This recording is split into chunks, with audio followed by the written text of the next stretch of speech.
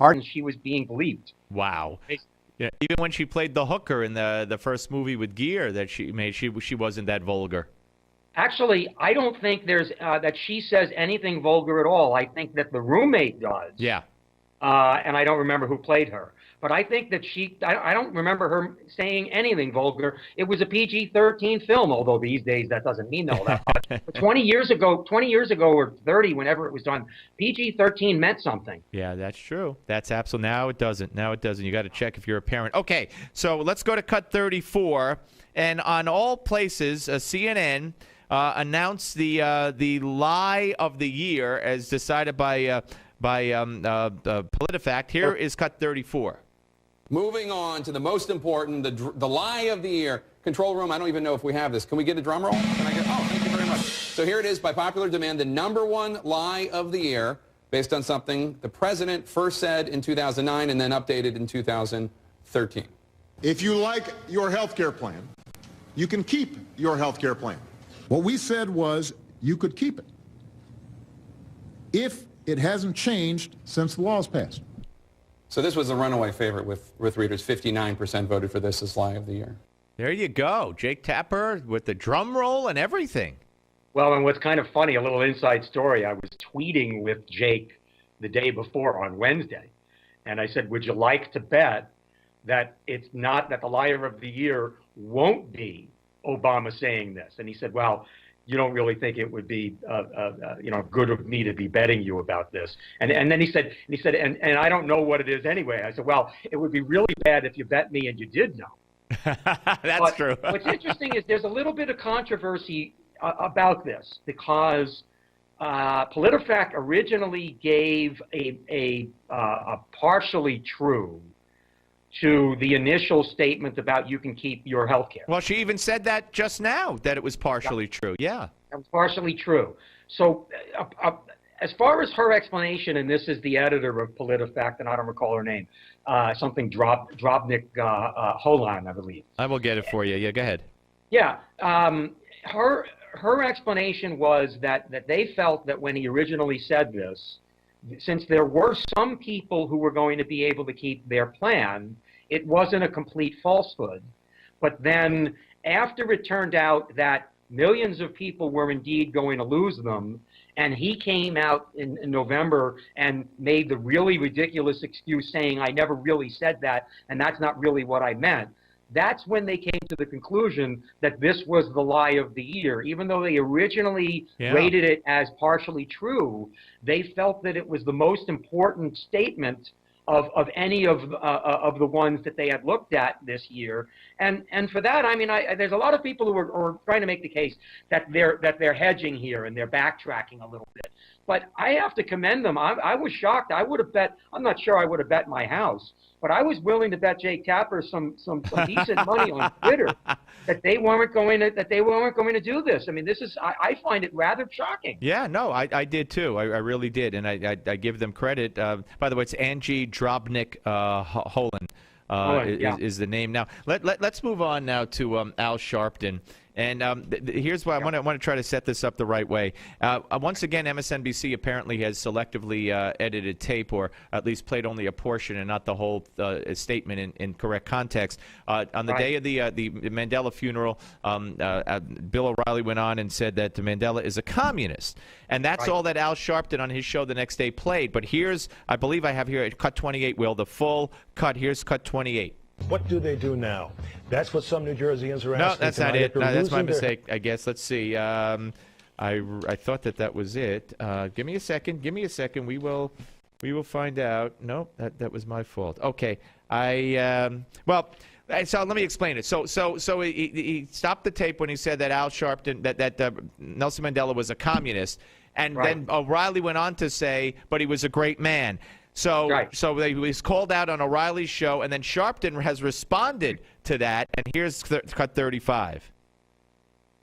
I don't think playing his great man comment changes the context or the fact that on the night of Nelson Mandela's death, Bill O'Reilly called him a communist. Seems strange to me that O'Reilly thinks a communist was a great man. All right, so that's his response. So what do you say?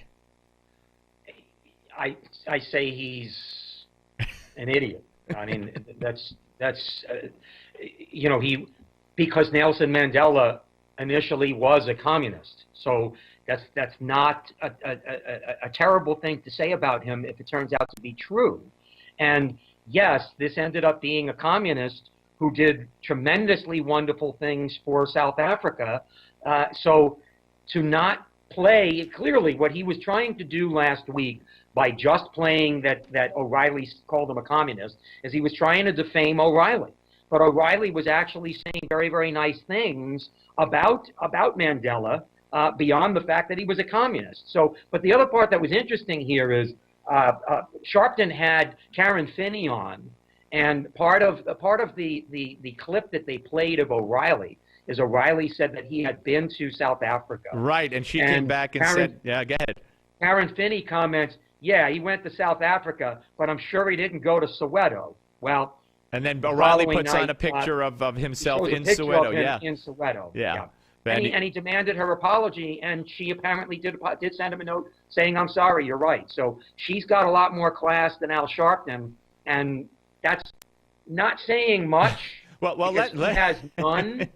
Well, let's stay on Al Sharpton for a second, because on Bill O'Reilly's show with Bernie Goldberg, they addressed the issue of Al Sharpton and why, Alec Baldwin is gone, Martin Bashir is gone. Al Sharpton, I don't know how he ever got hired, because he had said so many horrific things in the past, but he said some doozies since, and here's cut 32. This will be 32. Well, I'd fire him, but I wouldn't have hired him in the first place. But that doesn't mean that the people who run NBC, or Comcast, by the way, the parent company, are going to do that. Every important Democratic politician running for high office has to go to Harlem and kiss Al Sharpton's ring, okay? Every one of them. They're concerned about him. They have to pay him respect. So if powerful politicians are doing that, are we supposed to believe that Phil Griffin, the president of MSNBC, or the people who run Comcast aren't equally, I'll use the word, afraid of him? I think they are.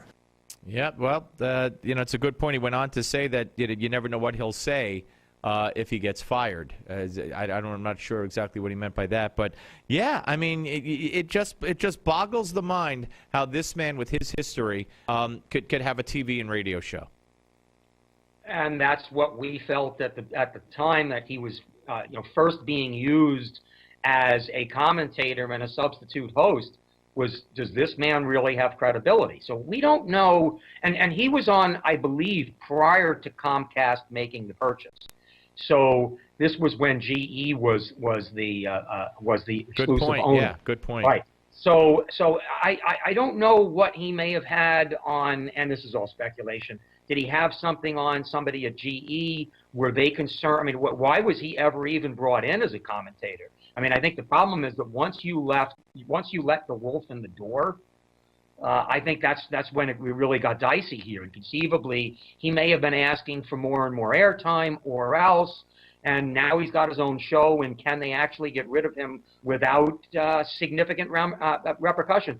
I think the answer is yes. I'm not as concerned with that as Bernie is. I think that you could use this type of an instance, especially following what you did with Bashir and what you did with Alec Baldwin. Let's assume that you were really looking for a reason to get rid of him. I mean, at this point in time, you should certainly be coming out, and you should be certainly trying to. Let's assume they want him out, and we don't know if that's the case. We don't know. They may love him. Didn't he have scored #1 in the demo the other night for MSNBC?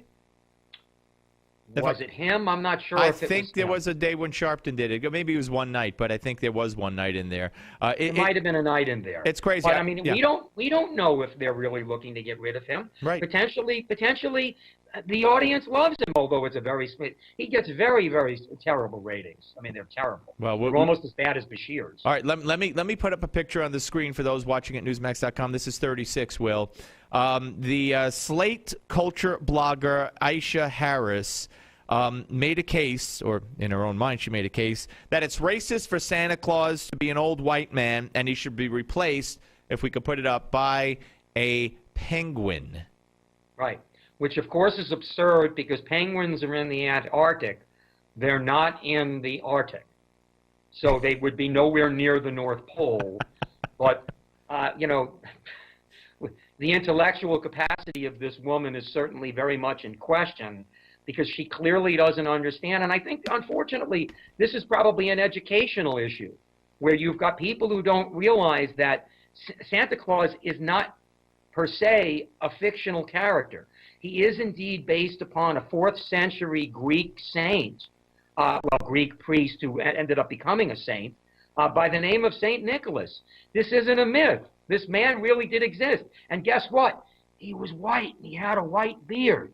So in this situation, Santa Claus is a derivation of someone who, and by the way, and he used to give gifts to the poor. So I guess we're just really doing a horrible job, and this isn't really a shock, but we're doing a horrible job of educating people. And this is an instance where this Aisha, I think her last name is Harris. Yes. Clearly, she's just an idiot or doesn't know anything, but she's got but she's the culture blogger. Yeah. I mean, imagine that. You would think that if you are the culture blogger, you would have some background in culture. Yes. You would have some background in culture, but what do we know? Noel, always great talking to you, my friend. We'll speak to you next week. Thank you so much.